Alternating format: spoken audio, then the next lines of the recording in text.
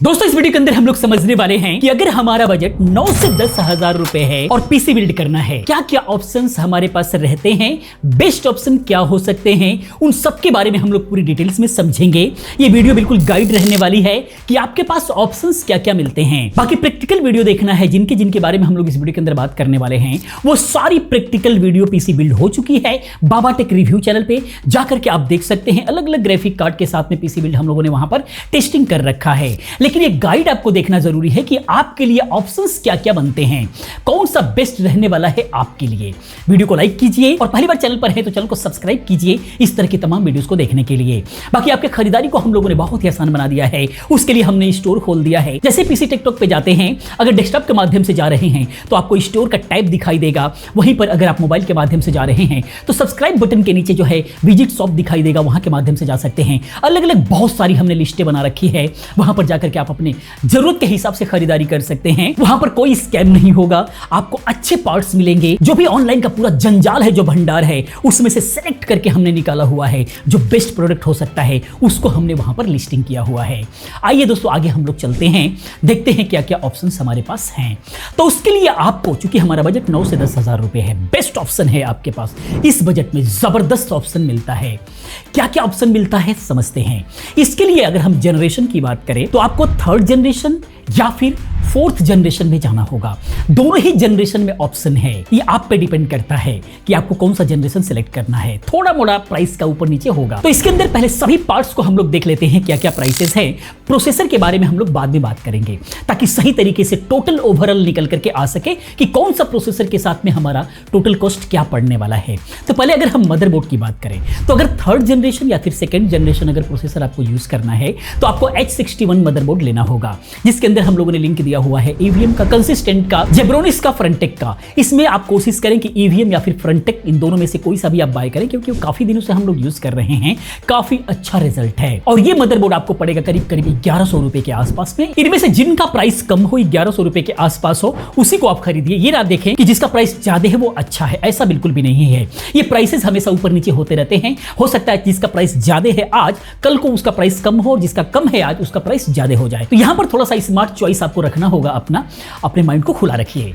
उसके बाद जो दूसरा मदरबोर्ड है उसका भी हम लोग प्रोसेसर पे बात करेंगे फोर्थ जनरेशन के लिए। तो अगर फोर्थ जनरेशन का प्रोसेसर सेलेक्ट करते हैं तो उसके लिए H81 मदरबोर्ड आपको सेलेक्ट करना होगा, जिसका प्राइस 1800 से 2000 रुपए के आसपास आता है।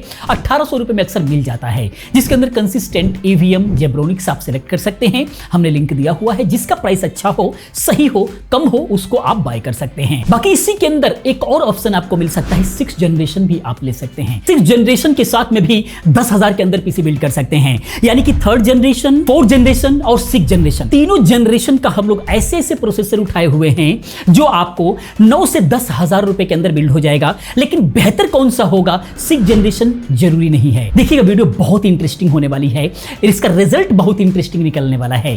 तो अगर आपको 6th जनरेशन का प्रोसेसर सेलेक्ट करना है या फिर 7th जनरेशन का, तो आपको H110 मदरबोर्ड लेना होगा, जिसके अंदर हम लोग जेब्रोनिक्स हो गया, फ्रंटेक हो गया, कंसिस्टेंट और इंटर, ये 4 मदरबोर्ड का लिंक हमने दिया हुआ है। उनमें से जो भी सस्ता मिले वो आप बाय कर सकते हैं। लेकिन इसका प्राइस करीब करीब 3500 रुपए के आसपास में आपको मिलता है।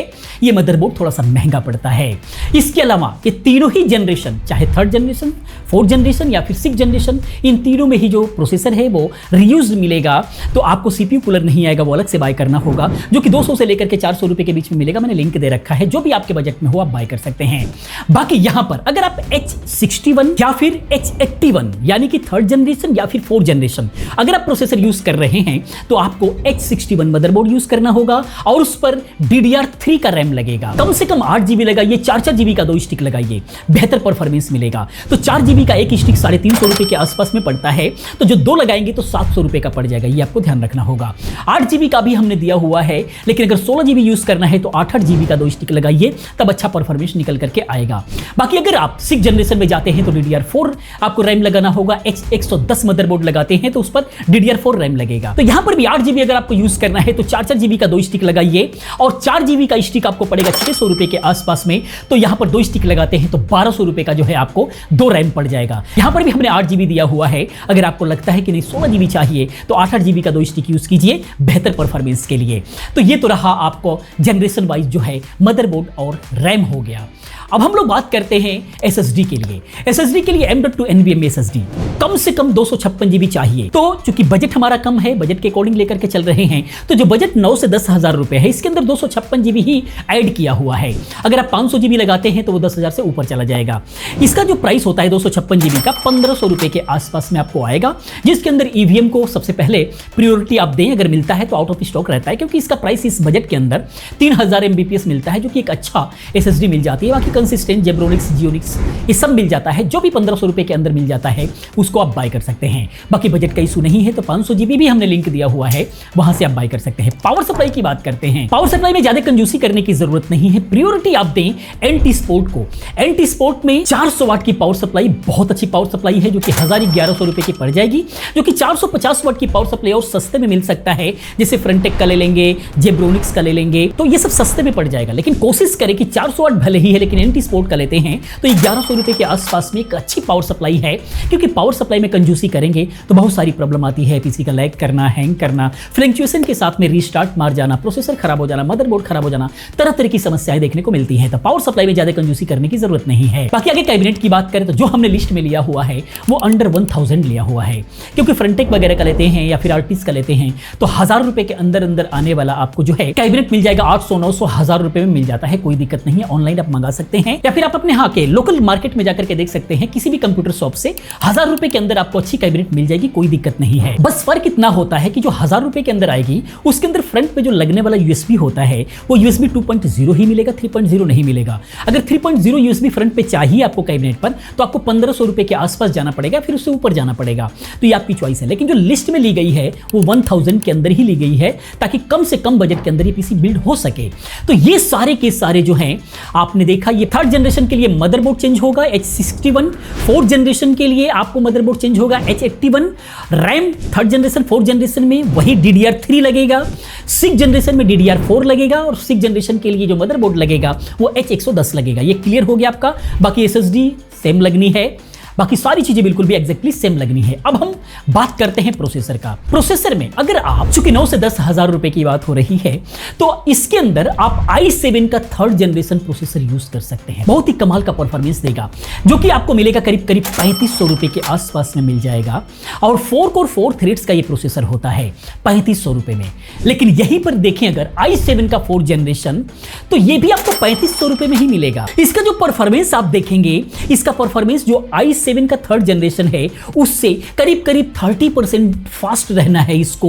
ये 4 कोर 8 थ्रेड्स का प्रोसेसर है। 8 थ्रेड्स होने की वजह से यहां पर मल्टीटास्किंग आपका बहुत अच्छे से होगा।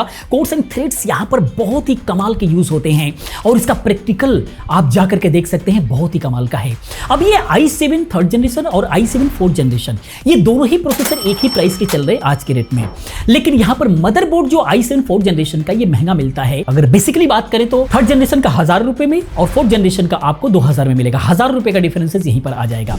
लेकिन परफॉर्मेंस में कोई बहुत बड़ा ह्यूज डिफरेंसेस नहीं मिल रहा है। वहीं पर अगर हम i3 6th जनरेशन की बात करें तो यहां पर ये जो प्रोसेसर आपको मिलेगा मात्र 1400 रुपए का मिलेगा और ये 2 कोर 4 थ्रेड्स का है। काफी लोग कहते हैं कि 6th जनरेशन i3 बिल्ड करेंगे, तो यहां पर अब एक बहुत बड़ा डिफरेंसेस आप देखिए कि अगर i3 6th जनरेशन आप बिल्ड करते हैं और इसका प्राइस ओवरऑल टोटल ये महंगा ही पड़ेगा i7 3rd जनरेशन से और i7 4th जनरेशन से महंगा पड़ेगा। बेनिफिट्स क्या हो रहा है?